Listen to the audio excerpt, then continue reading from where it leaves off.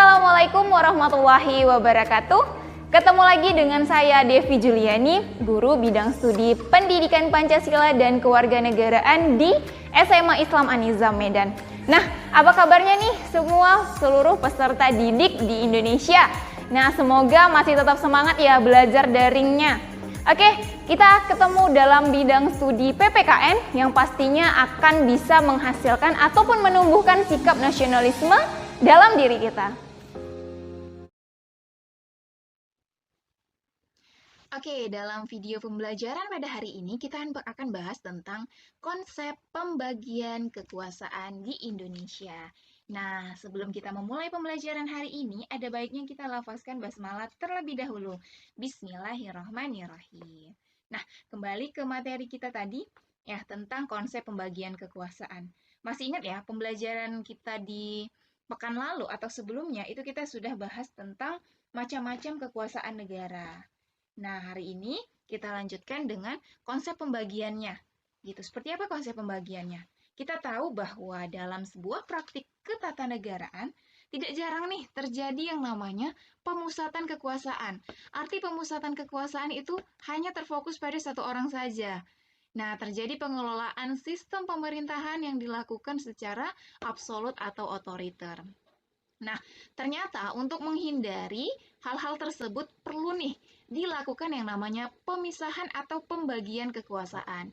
Nih dianya, poin pentingnya ya, pemisahan atau pembagian. Agar apa? Agar terjadi yang namanya kontrol dan keseimbangan di antara lembaga pemegang kekuasaan itu. Nah, dengan kata lain, kekuasaan seperti legislatif, eksekutif, dan juga yudikatif ini tidak dipegang oleh satu orang saja. Masih ingat ya apa itu yang dimaksud dengan kekuasaan legislatif, eksekutif, dan yudikatif? Nah, itu kemarin sudah kita bahas ya di video pembelajaran sebelumnya pada materi macam-macam kekuasaan negara. Oke. Nah, sekarang kita lanjut. Dapat poinnya itu pemisahan dengan pembagian kekuasaan. Nah, ternyata Kusnardi dan Ibrahim dalam bukunya di halaman 140 yang diterbitkan di tahun 1983, mereka menyatakan bahwa istilah pemisahan kekuasaan dan pembagian kekuasaan ini ternyata merupakan dua istilah yang memiliki pengertian yang berbeda satu sama lainnya. Nah, ternyata nggak sama antara yang namanya pemisahan dengan pembagian. Oke, nah pemisahan kekuasaan ini berarti kekuasaan negara itu terpisah-pisah dalam beberapa bagian. Ingat ya, poinnya terpisah-pisah dalam beberapa bagian, baik mengenai organ maupun fungsinya seperti itu. Oke, nah biasanya ataupun contoh negara yang menganut mekanisme dari pemisahan kekuasaan ini seperti Amerika Serikat gitu. Nah, jadi dengan kata lain, pemisahan kekuasaan di sini merupakan lembaga pemegang kekuasaan yang meliputi lembaga legislatif, eksekutif, dan yudikatif merupakan lembaga yang terpisah satu sama lainnya. Mereka itu berdiri sendiri, tanpa memerlukan yang namanya koordinasi atau kerjasama. Itu dianya konsep dari pemisahan. Masih ingat ya trias politika kemarin? Legislatif, eksekutif, dan yudikatif. Mereka itu nggak saling berkoordinasi, jadi berdiri sendiri. Nah, negara yang menganutnya contohnya Amerika Serikat. Kemudian, mekanisme pembagian kekuasaan. Nah, di sini maksudnya adalah kekuasaan negara memang dibagi-bagi dalam beberapa bagian. Sama seperti pemisahan kekuasaan tadi, ada legislatif, eksekutif, dan juga yudikatif. Nah, tetapi tidak dipisahkan gitu. Nah, hal ini membawa konsekuensi bahwa di antara bagian-bagian ini dimungkinkan untuk yang namanya koordinasi atau kerjasama. Kalau tadi di pemisahan kekuasaan antara lembaga atau kekuasaan legislatif, eksekutif dengan yudikatif, mereka berdiri sendiri, terpisahkan. Kalau di pembagian kekuasaan, ini memang dianya dibagi-bagi, ada lembaga, ada kekuasaan legislatif, eksekutif, dan yudikatif, tetapi mereka saling berkoordinasi, tidak dipisahkan dan tidak berdiri sendiri. Oke, nah mekanisme pembagian kekuasaan banyak sekali dilakukan oleh banyak negara di dunia, termasuk salah satunya Indonesia. Nah, sampai sini paham ya anak-anak ibu antara pemisahan kekuasaan dengan pembagian kekuasaan. Ingat saja poinnya, pemisahan kekuasaan berarti dianya berdiri sendiri, tidak saling berkoordinasi. Sedang dalam pembagian kekuasaan, memang dianya dibagi-bagi menjadi beberapa bagian nih, tetapi mereka tidak berdiri sendiri dan dimungkinkan untuk saling bekerja sama dan berkoordinasi. Oke, kita Nah, ini dia mekanisme pembagian kekuasaan di Indonesia. Nah, jadi kita akan lihat bagaimana mekanisme atau konsep pembagian kekuasaan di Indonesia. Jadi mekanisme pembagian kekuasaan di Indonesia ini diatur sepenuhnya di dalam Undang-Undang Dasar Negara Republik Indonesia tahun 1945. Nah, jadi penerapan pembagian kekuasaan di Indonesia ini terdiri dari dua bagian ya. Nah, ini dua. Yang pertama ada yang dikatakan dengan kekuasaan secara horizontal. Lalu ada yang dikatakan juga dengan kekuasaan secara vertikal. Apa nih Bu pengertiannya? Oke, jadi pembagian kekuasaan secara horizontal dapat kita artikan juga sebagai pembagian kekuasaan menurut fungsi lembaga-lembaga tertentu. Nah, ada legislatif, eksekutif, dan juga yudikatif. Ya, pembagian kekuasaan menurut fungsi lembaga-lembaga tertentu. Sedangkan pembagian kekuasaan secara vertikal dapat diartikan sebagai pembagian kekuasaan berdasarkan tingkatannya, yakni antara beberapa tingkatan pemerintah. Nah, dalam pembagian kekuasaan secara vertikal ini nanti akan kita bahas ya, ada yang namanya kekuasaan pemerintahan pusat dengan kekuasaan pemerintahan daerah. Makanya di sini dikatakan berdasarkan tingkatan. Nah, tingkatan. Ya, kalau horizontal dia kan lurus tuh, berarti sama nih fungsinya legislatif, eksekutif, yudikatif. Kalau vertikal dia ke atas, artinya ada tingkatannya. Oke ya, kita akan bahas satu persatu tentang pembagian kekuasaan baik secara horizontal dan secara yang pertama, pembagian kekuasaan secara horizontal. Ya, tadi sudah dikatakan pembagian kekuasaan menurut fungsi lembaga-lembaga tertentu. Nah, jadi pembagian kekuasaan ya pada tingkat pemerintah pusat ini mengalami pergeseran setelah terjadinya perubahan Undang-Undang Dasar Negara Republik Indonesia tahun 1945. Jadi, pembagian kekuasaan secara horizontal ini tadi sudah diatur dalam yang namanya Undang-Undang Dasar Negara Republik Indonesia. Nah, secara horizontal, pembagian kekuasaan negara dilakukan pada tingkatan pemerintah pusat dan pemerintah daerah, seperti Ibu jelaskan di slide sebelumnya tadi. Nah, kemudian pembagian kekuasaan pada tingkat pemerintah pusat ini mengalami pergeseran setelah ada yang namanya setelah amandemen UUD. Nah, atau perubahan Undang-Undang Dasar. Pergeseran yang dimaksud adalah pergeseran klasifikasi kekuasaan negara yang umumnya terdiri atas 3 jenis kekuasaan yang kita kenal dengan trias politika, ya, legislatif, eksekutif, dan yudikatif. Nah, ternyata 3 jenis kekuasaan ini berubah ketika terjadi yang namanya amandemen Undang-Undang Dasar Negara Republik Indonesia. Apa yang berubah, Bu? Oke, dari 3 jenis kekuasaan, hari ini di Indonesia itu menjadi 6 jenis kekuasaan negara. Nah, ada apa-apa saja? Nah, kita akan lihat. Yang pertama, kekuasaan konstitutif. Yang kedua, ada kekuasaan eksekutif. Ketiga, kekuasaan legislatif. Keempat, kekuasaan yudikatif. 5, kekuasaan eksaminatif. Kemudian, yang keenam itu kekuasaan moneter. Nah, kekuasaan yudikatif di sini disebut juga nanti dengan kekuasaan kehakiman. Lalu kekuasaan eksaminatif ini kadang disebut juga dengan kekuasaan atau kekuasaan inspektif. Nah, jadi sebenarnya trias politikanya masih ada nih, legislatif, kemudian eksekutif, dan yudikatif. Hanya saja ditambah ada kekuasaan konstitutif, eksaminatif, dan juga kekuasaan moneter. Nah, kita akan bahas satu persatu apa ya. Yang pertama kekuasaan konstitutif. Nah, kekuasaan konstitutif yaitu kekuasaan untuk mengubah dan menetapkan undang-undang dasar. Nah, ingat ya, menetapkan dan mengubah undang-undang dasar. Kekuasaan ini dijalankan oleh siapa? Oleh MPR, Majelis Permusyawaratan Rakyat, sebagaimana ditegaskan dalam pasal 3 ayat 1 Undang-Undang Dasar Negara Republik Indonesia tahun 1945. Di mana dikatakan dalam Pasal 3 ayat 1 ini bahwa Majelis Permusyawaratan Rakyat berwenang mengubah dan menetapkan undang-undang dasar.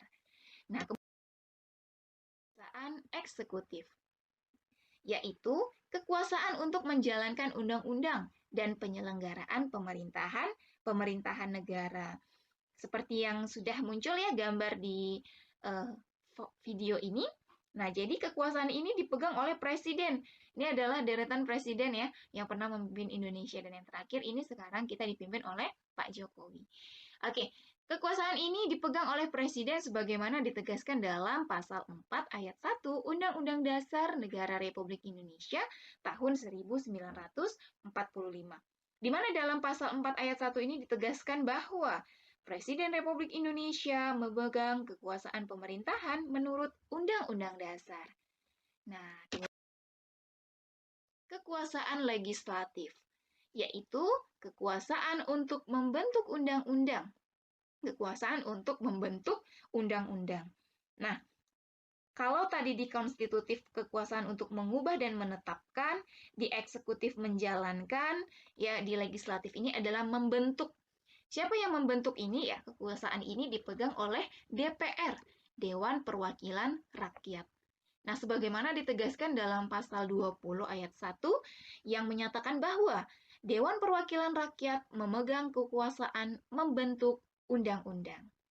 Nah, oke, ini ya kekuasaan legislatif. Kekuasaan yudikatif. Nah, atau disebut juga dengan kekuasaan kehakiman, yaitu kekuasaan untuk menyelenggarakan peradilan guna menegakkan hukum dan keadilan. Kekuasaan ini dipegang oleh Mahkamah Agung dan Mahkamah Konstitusi. Sebagaimana ditegaskan dalam pasal 24 ayat 2, ya, yang menyatakan bahwa kekuasaan kehakiman dilakukan oleh sebuah Mahkamah Agung dan badan peradilan yang berada di bawahnya dalam lingkungan peradilan umum, peradilan agama, lingkungan peradilan militer, lingkungan peradilan tata usaha negara, dan oleh sebuah mahkamah konstitusi. Nah, ini adalah kekuasaan yang disebut dengan kekuasaan yudikatif. 5. Kekuasaan eksaminatif atau inspektif. Nah, kekuasaan eksaminatif atau inspektif ini yaitu kekuasaan yang berhubungan dengan penyelenggaraan pemeriksaan atas pengelolaan dan tanggung jawab tentang keuangan negara. Seperti gambar yang sudah ada ya, itu adalah gambar gedung Badan Pemeriksa Keuangan Republik Indonesia. Kekuasaan ini ternyata dijalankan oleh Badan Pemeriksa Keuangan atau biasa kita sebut juga dengan BPK. Sebagaimana ditegaskan dalam pasal 23 ayat 1 yang menyatakan bahwa negara Republik Indonesia menyatakan bahwa untuk memeriksa pengelolaan dan tanggung jawab tentang keuangan negara diadakan oleh satu badan pemeriksa keuangan yang bebas dan mandiri. Yaitu kekuasaan moneter, yaitu kekuasaan untuk menetapkan dan melaksanakan kebijakan moneter, mengatur dan menjaga kelancaran sistem pembayaran, serta menjaga kestabilan nilai rupiah. Kekuasaan ini dijalankan oleh Bank Indonesia selaku bank sentral di Indonesia. Sebagaimana ditegaskan dalam pasal 23D yang menyatakan bahwa negara memiliki suatu bank sentral yang susunan, kedudukan, kewenangan, tanggung jawab, dan independensinya diatur dalam undang-undang. Nah, oke. Ini ya keenam kekuasaan yang termasuk ke dalam pembagian kekuasaan secara horizontal. Kita sudah bahas tadi kekuasaan konstitutif, kemudian eksekutif yang dijalankan oleh presiden, legislatif itu DPR, yudikatif ada MA dan MK, kemudian eksaminatif itu dijalankan oleh BPK, dan juga kekuasaan moneter ya yang dijalankan oleh Bank Indonesia. Bagian kekuasaan secara vertikal. Nah, dalam pasal 18 ayat 1 Undang-Undang Dasar Negara Republik Indonesia tahun 1945 menyatakan bahwa Negara Kesatuan Republik Indonesia dibagi atas daerah-daerah provinsi, dan daerah provinsi itu dibagi atas yang namanya kabupaten kota. Yang tiap-tiap provinsi, kabupaten, dan kota itu memiliki pemerintahan daerah yang diatur dengan undang-undang. Nah, jadi berdasarkan ketentuan tersebut ya, ketentuan dalam pasal 18 ayat 1 ini, pembagian kekuasaan secara vertikal di negara Indonesia berlangsung antara pemerintah pusat dan pemerintah daerah. Jadi dia secara vertikal, bisa dibayangin ya. Ya, ada pemerintah pusat yang di atas, kemudian ada pemerintah daerah di bawah daripada pemerintahan pusat. Nah, pemerintahan daerah di sini itu termasuk ke dalamnya pemerintahan provinsi dan juga pemerintahan kabupaten dan kota. Seperti itu. Oke. Nah, pada pemerintahan daerah berlangsung pula nih pembagian kekuasaan secara vertikal. Ada lagi kekuasaan vertikal terjadi antara pemerintahan provinsi dan pemerintahan daerah. Nah, kemudian di daerah juga berlangsung yang namanya kekuasaan secara vertikal lagi, yang dimana ditentukan oleh pemerintah pusat. Nah, hubungan antara pemerintah pusat dan pemerintah kabupaten kota ini terjalin dengan koordinasi, pembinaan, dan pengawasan oleh pemerintah pusat dalam bidang administrasi dan kewilayahan. Jadi, secara umum nih, pembagian kekuasaan secara vertikal muncul sebagai konsekuensi dari ditetapkannya asas desentralisasi di Negara Kesatuan Republik Indonesia. Nah, makanya dengan asas desentralisasi yang kita anut, ya, pemerintah pusat menyerahkan wewenang pemerintahan kepada pemerintah daerah atau otonom. Itu ada pemerintah provinsi dan pemerintah kabupaten kota, di mana diberikanlah otonom untuk mengurus dan mengatur sendiri urusan pemerintahan daerahnya.